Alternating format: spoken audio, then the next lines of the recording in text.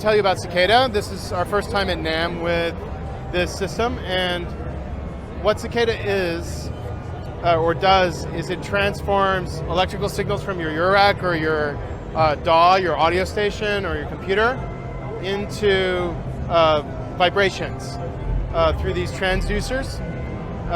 Basically, kind of like voiceless speakers. They don't move air. They create just vibration, and those transmit across these things called bridges or wings, and that it translates that vibration into motion.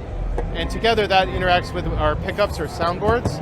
And you can see there's different kinds of soundboards. There's wood, there's polycarbonate and foam, as well as different bridges.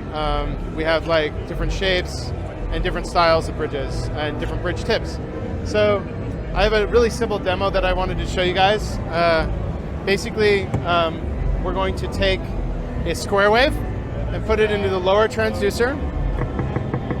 It's creating just a pulse. And now it kind of sounds, in this case, like a drum. And we're going to kind of mess up that square wave with maths by make noise to create a drumming pattern. So it's really simple. It's just a very simple signal, but then it turns into something more rich and complex and more like an audio from a drumming circle or something. And that's what I really like about it. Secondly, we have FSRs on each of our soundboards, and we have 4 total, and that provides control voltage output, so we can change different effects. So some of our customers just really love using it as almost like a pressure pad where you have 4 sensors on it. But depending on where the soundboard is in the bridge, it'll change the sound a lot.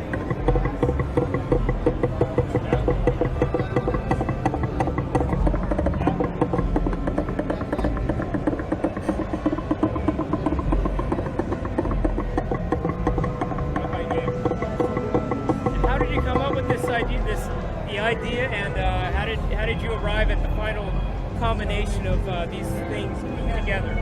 So the idea for this started exactly 7 years ago with a former student of mine, Herbert Chang, who's over there. Herbert was a freshman who had taken my Intro to Sonic Arts course at Dartmouth College, and he wanted to do a sophomore research project. And I said, well, let's work on something we can call acoustic modulation. And I was really interested in kind of the early 20th century devices like the Helmholtz synthesizer, the theremin, later on the Hammond tone organ DX20 tone cabinet, which has a drum in it that produces modulation, and then the Leslie speaker. I said, why don't we figure out a way to use it, create a synthesizer out of this that can do accurate modulation at higher frequencies.